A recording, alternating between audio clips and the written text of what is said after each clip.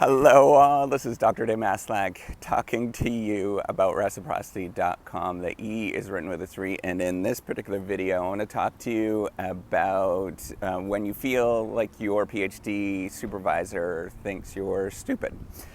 So if you don't know me, I'm an associate professor of innovation strategy and entrepreneurship, and I created this whole reciprocity project to give back as much as I possibly can. There were so many people that helped me out that I wanted to pay the favor forward and help you out.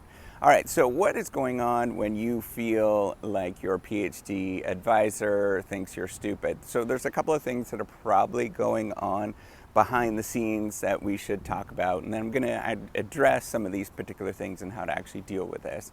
So the first thing is that you have some sort of not very good working relationship with your PhD supervisor, right? So there is some sort of tension that's going on behind the scenes. And a lot of that actually has to do with perhaps it is the stress of the system, right? That it's not necessarily that your PhD supervisor thinks you're stupid, it's just that they're stressed out and they have all of these anxieties. And you're stressed out and you have all these sort of insecurities, and you're both sort of projecting on each other these emotions, right? So the best thing that you can possibly do in this circumstance is just be open with these sort of feelings and let them know that you're feeling this way. And perhaps that might sort of resolve some of these issues. Now, if it doesn't get resolved after several times and you're still feeling like that, they're probably projecting things onto you, a bunch of insecurities and not necessarily all that good feelings, because they're stressed out from maybe it's a tenure process, for example, or that they have many other different relationships that they're working with and they couldn't give you the time of day.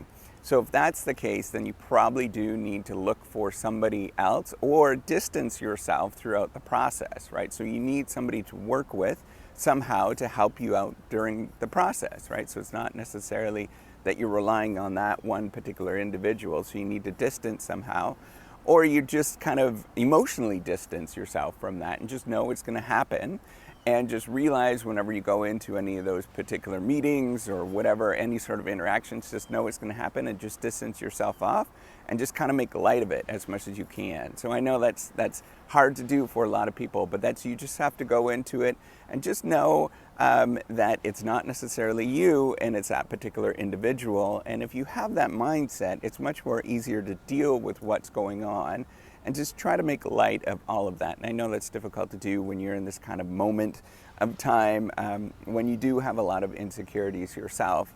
But the quicker that you kind of get into that mind switch of just not really caring what other people think, that's going to help you out a lot throughout the academic journey. There are people in the academic world that have a lot of things that are going on in their brain, and they're projecting sort of a lot of emotions, or a lot of, maybe it was personal experiences that they had growing up, all sorts of things that they're projecting onto you.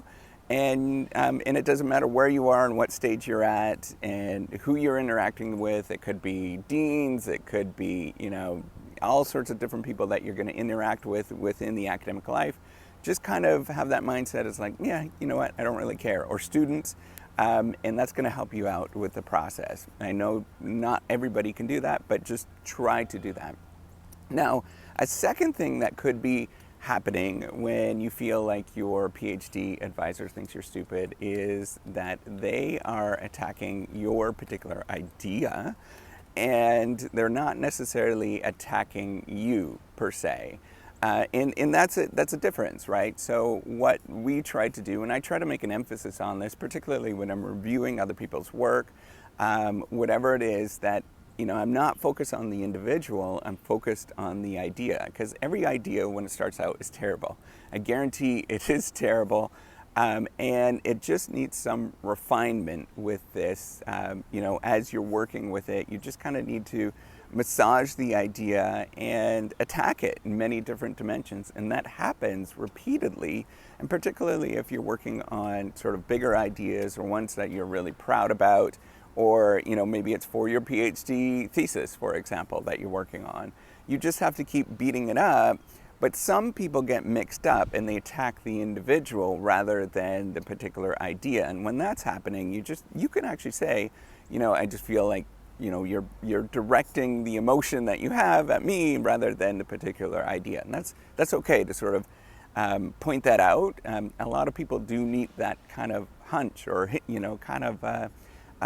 feedback that they are attacking the wrong thing, and that's okay, right? That's actually a really smart, intelligent, mature thing to say is let's focus on the idea, come back to the idea, and let's keep attacking this particular idea and trying to make it clearer such that you can deal with this or you can sort of refine what's going on. And as you sort of interact with more people, they are going to start attacking the idea. And particularly at more challenging schools and more challenging institutions, they really do focus on the idea. And sometimes it's just like, it's like going into the Shark Tank, right? So if you imagine the Shark Tank on TV or Dragon's Den, depending on where you are in the world, and people are just asking you all sorts of questions and tearing this particular idea apart.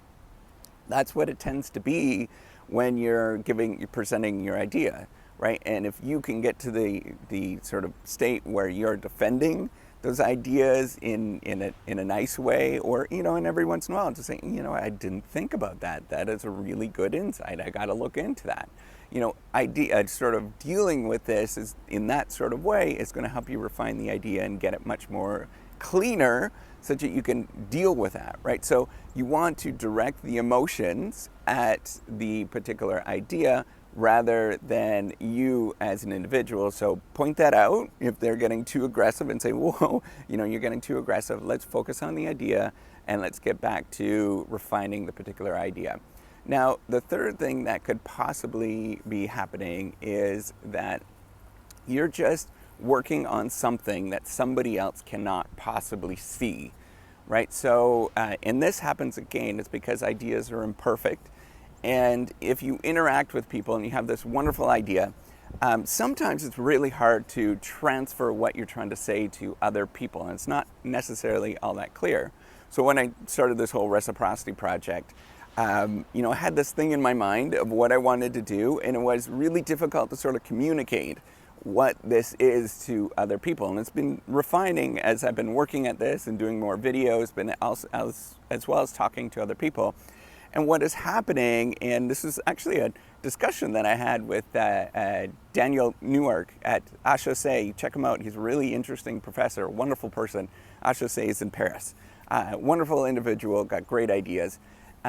So anyways, we were having this conversation, and part of what I think is going on when you come up with a new idea, when you are interacting with somebody, and it's just so unusual that sometimes they just don't get it, right? And so sometimes it just takes a little bit of interaction with them and repeated interaction before they get that.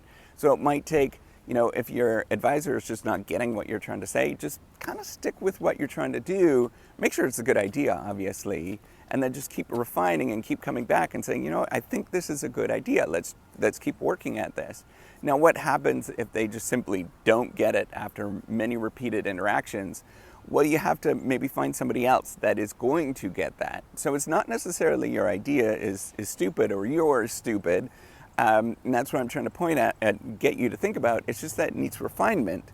And in order to get something on the market sometimes, or get an idea on the market, if you could think that you're selling your ideas, what you have to do is get it so that the other people see what you're trying to do. And sometimes, it just takes some refinement in terms of, if they are giving you some sort of input that you're like, oh, well, it's just blah, blah, blah. And then you can come up with this kind of thing, like you could say, no, that's not what I'm doing. I'm actually doing this. And as you interact with people, you start to realize that there's patterns in how the questions that they're asking, right? So the more people that you interact with, the more patterns that you start to see.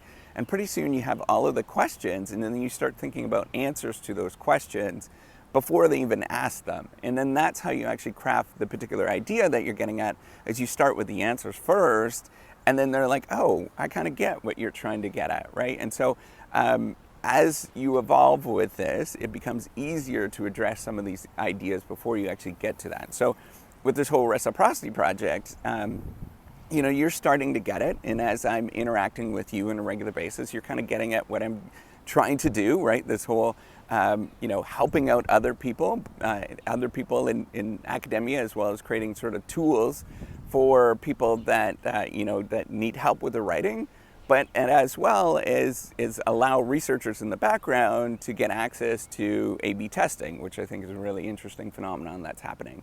And that's just taken a long time to get people used to this idea, and working through this and communicating this message. It's just taken a long time for people to start seeing it, and also see that other people are accepting it, right? So that's an important thing. So maybe if you're having this kind of, if you feel like you're stupid with your PhD advisor, so sometimes having conversations with other people, maybe it's academics of the same status or higher status or whatever, and if they start seeing what you're getting at, then you could say, oh, I had this wonderful conversation with blah, blah, blah.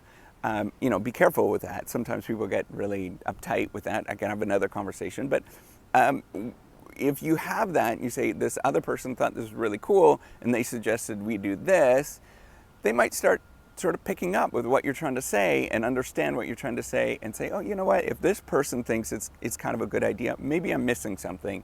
Maybe we got to address this and go forward. And now that's a rational way of thinking about this, and it's there's not a lot of emotion that's tied to any of this kind of stuff. So just realize, whenever you do these kind of things, anything that's new, there's always going to be emotion tied to it. Generally, there's some really cool psychology research that shows that with new ideas, people have negative emotions associated with it.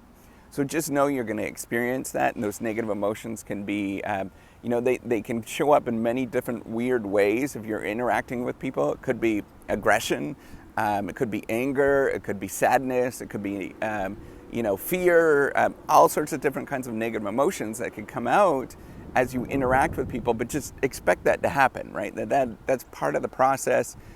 Excitement is a really big one that's going to happen, particularly, if they are, just on the cusp of trying to figure out what they're getting at. And so they get really excited and agitated, and it might come out in negative ways. Just know that that's going to happen, and kind of compartmentalize the emotional part of it. And I know that's challenging, but just realize that's going to happen, compartmentalize it, and keep going forward with what you're trying to do. Nobody thinks that you're stupid. In fact, we all think that anybody that is doing this, we realize that it's challenging, it's very difficult. You've gotten through a lot of hurdles at this moment. You are incredibly smart to get to the stage of where you're at. Not just smartness, and I'm not saying like IQ, that's not what I'm saying. I'm saying that you've worked hard to get to the point that you're at the stage that you're at. You're doing all of the right things. It's just that you're kind of miscommunicating with the other person in some sort of way. And so you need to sort of figure out, okay, how can I know that those emotional things are going to happen. How do I deal with that before it actually happens? And so we can move on from there. And if it keeps happening and it keeps eating you up, by all means, you should be switching or thinking about going and working with other people. You do not want to work in a relationship that is going to tear you up inside for a number of years. That's awful, right? Like, that's a really bad experience for everybody. Nobody's going to be happy with that experience. Some people are just kind of difficult to work with, and you might want to just work with somebody else and just realize that is a part of life, and you just kind of made a mistake at the beginning because you didn't know that individual at the beginning. So just know that you're incredibly smart. I have a lot of faith in you, and I'm sure that there's many other people around you that have a lot of faith in you. In order to get this done, you just have to keep working at it. We don't have to be necessarily smart. You just have to keep working at it and keep communicating your idea and working with it and massaging it. And eventually you just get an idea that nobody else has thought about. All right, so if you like this video, give me a thumbs up. Do subscribe to the YouTube channel if you want to join the movement towards reciprocity. All right, take care. Bye.